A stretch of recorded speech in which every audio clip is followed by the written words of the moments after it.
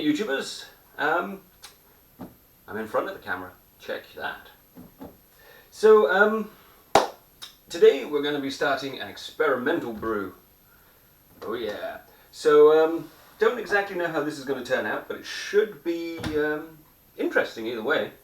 I got gifted, gifted is a very interesting word, this, and you're like, what the is that? These are pomegranates, or in fact these are crushed pomegranates, because they came from a juicer. So there's still lots of juice in them, and we're going to try and make a pomegranate wine. Should be interesting, because pomegranate's already quite bitter, they have some sort of tanniny bits in there. We're not going to be using the, funny enough, we're not going to be using the shells, that's a bit too bitter.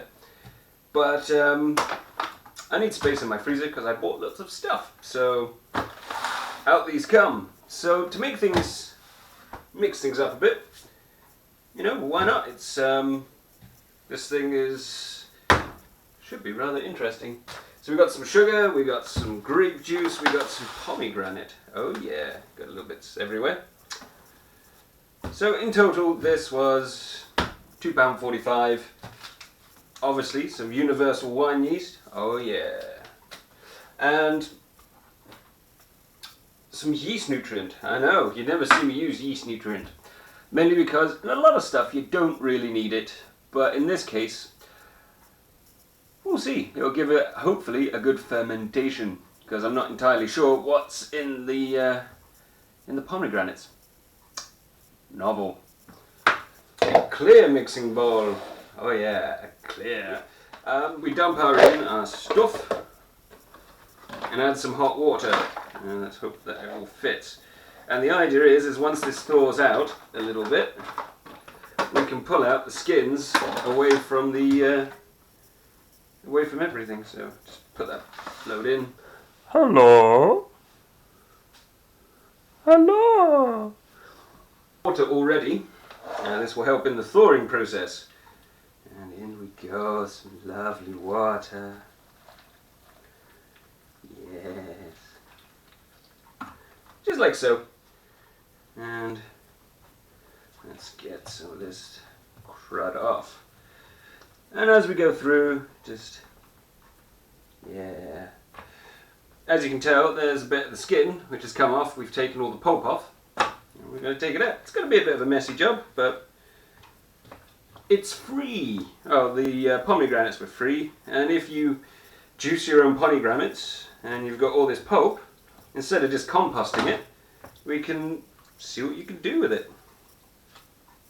In it goes, get in there. Oh, you grab a spoon, let's give this little syrupy stuff a go. Tastes like pomegranate. Oh yeah, pre-soaked.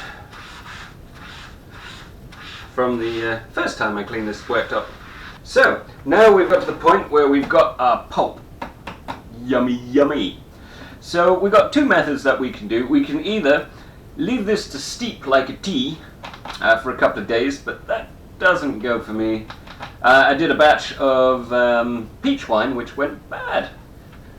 Turned into vinegar before it got in the demijohn, so it technically wasn't my fault. I blame things. So what we're going to do is whack this in a pan, blast it with heat, and then we can get on with the fermenting. We're going to take nearly 2 litres of pulpy crap,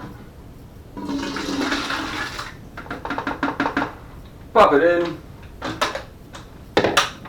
stick it on a high heat. Now we're going to bring this up to the boil. The reason that we're going to be doing this is 1, it's going to sterilize it, and 2, it's going to help extract all of the flavors from the already squeezed pomegranate. Tastes like pomegranate but kind of watery, almost as if it was water and pomegranate. And we've removed the vast majority of these chunky, pithy bits that you get inside. Because funny enough, they taste bitter. We want a little bit of bitterness. We're going to try and use that as our tannin. And we'll also be using the premium grape juice, 99p a litre, from Lidl or Aldi. Always get those two confused. You can add the pectolase in it, the pectolase enzyme. I'm not going to.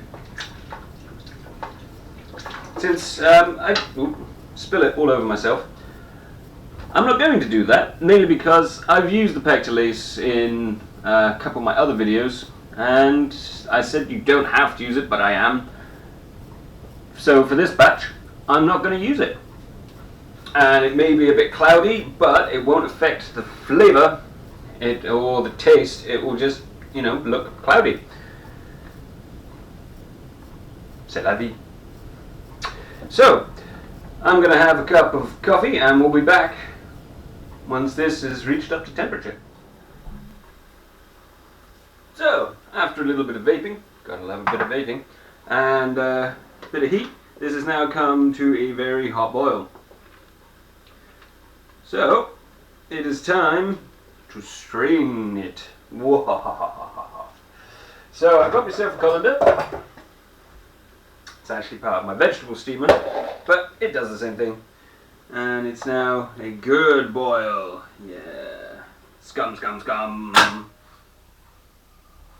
Whoa. So I can move this out of the way, put on the lid since I know that's clean. And we're just going to strain the worst of this off, mainly because the more bits you have in your fermenter, demijohn, whatever you want to call it, the more bits you have in it, the more it's going to come out the top. And we don't want it to come out the top. Oh yeah. So there's still some essence of pomegranate. It's quite dark. Smells a bit like cooked vegetables. Who knew? So I know it's hot and I know there's stuff, but since bacteriological warfare has now been, mass bacteria genocide anyway. So we've got this dark kind of liquid, so let's see what it tastes like, because it could be awful. Actually, that's quite nice. It tastes a lot like pomegranate juice. The stuff you get in a carton. Interesting. Get out, I want all your tasty juice and essence. Give me your essence. So yeah, that's about as much as we're going to get, so I'm going to get rid of that. Oh yeah.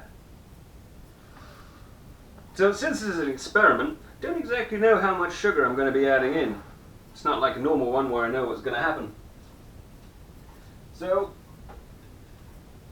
I got myself a clean fermenter. I put the top on it to keep it obviously air sealed.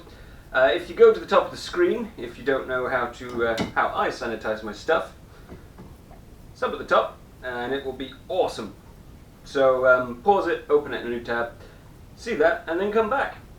So I'm just going to rinse this out, and then we're going to start doing all this lovely stuff. Fermenter, it is all beautifully sterilized on the inside.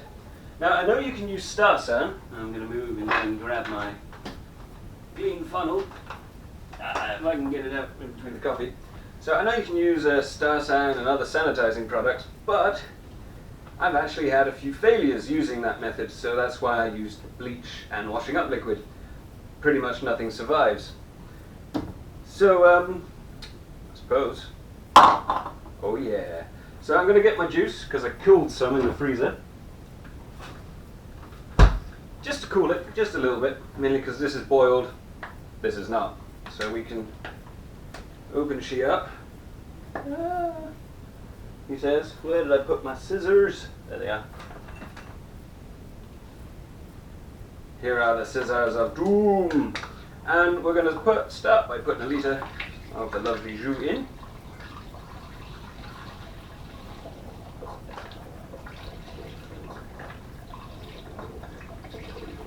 Oh yeah. This is very complicated stuff, people.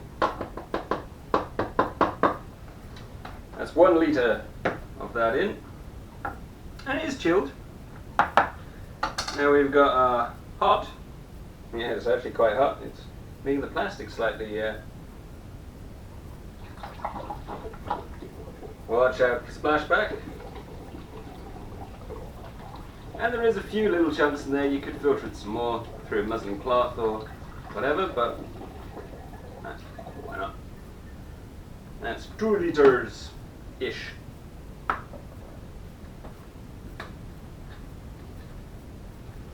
Open this one up. That's 3 liters. Ish. I know there's 1.6, but there's still a bit of water left in there. And we're going to be using water anyway, because we want this to be a rosé, not a red. Oh yeah, that's the good stuff. There we go.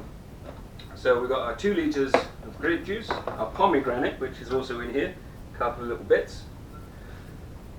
Now I'm going to top it up to about here, and we're going to check using our hydrometer what the content is. Okay, stop making big noises. And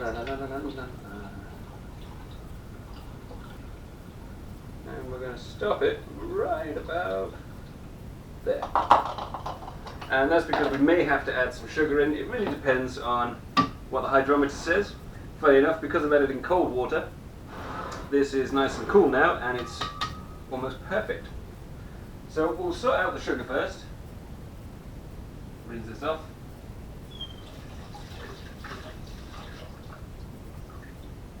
Oh yeah, lovely and rinsed, because it was in a sterilized solution. So I'm going to give this a quick shake.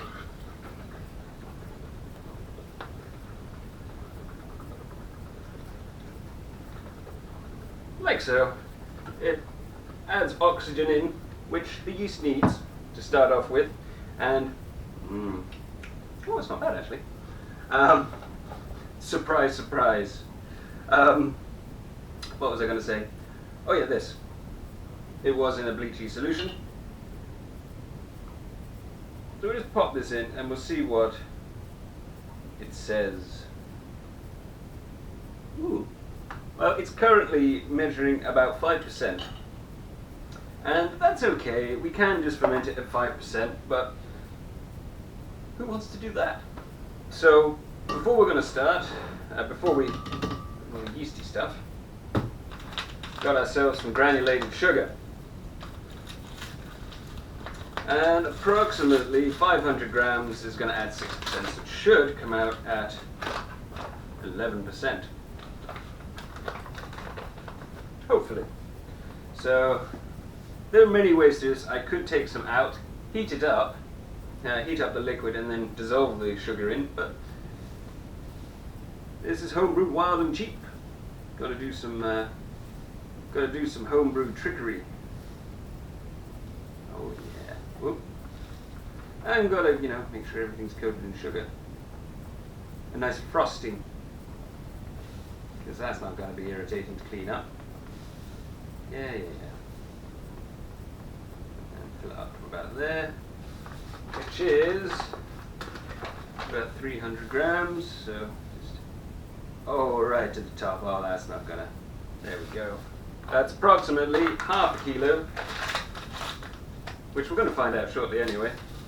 Half a kilo plus the extra all over the worktop. Yay! No one said this was going to be clean.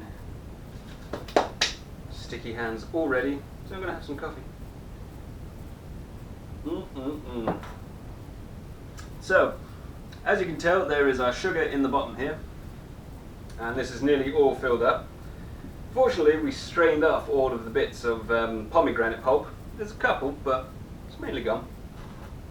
Let's give it a... Oh yeah. Shake it.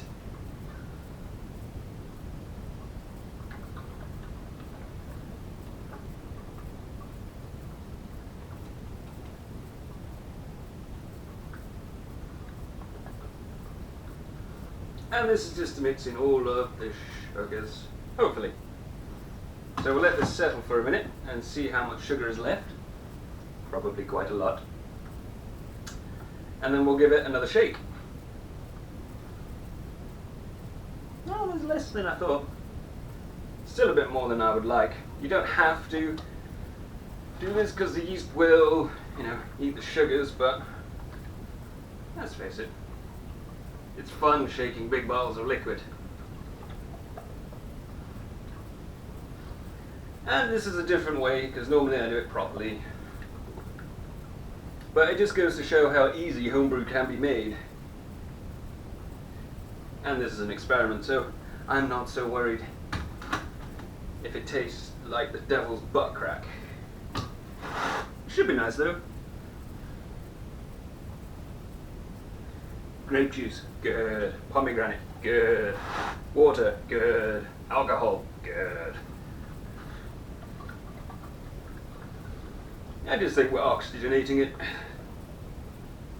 So there we go. Wooha! Minus froth, good guesstimate, is about 10%. So it's approximately in there, slightly less than 500 grams. Grapey stuff. The licking channel, where you get to lick things. Oh yeah. So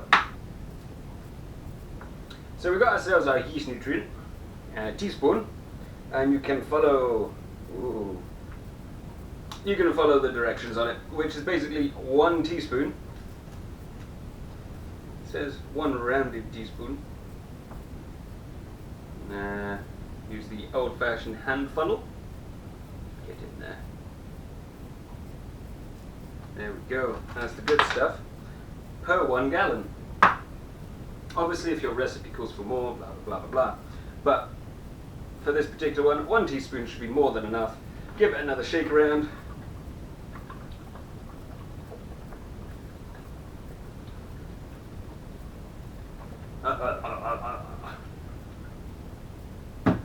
Like so. And now we've got our yeast nutrient all in here. So now this is our war zone. Our yeast war zone. So, like I said, the idea of sterilizing is so that we use our yeast, our bacteria is the one we want to win. So in we go. You don't have to put a lot in, since these are equivalent to making 25 litres. So just, you know, a good pinch. Now you can mix it around, and I'm going to do it, this is fun. You just leave it on the surface and it will dissolve in. It's really up to you. So I'm just going to give mine a joogie. Give this a rinse. So just because this was also sterilized, just giving it a rinse since we're putting it on. Add some water into the chamber, and on the top it goes. That is the pomegranate wine. So now what we need to do is label it up. On there with what it is, the potential percentage of alcohol, and when you've done it. Pomegranate wine and a rosé style. If it's rosé or not will remain to be seen, but hopefully it will be a rosé. So I'll put this one out the way, upstairs somewhere warm, and we'll come and check on it in a few weeks. So, thanks for watching, guys, and to my new subscribers and the old subscribers, thanks very much. It's much appreciated that you're subscribing and watching my videos. Cheers.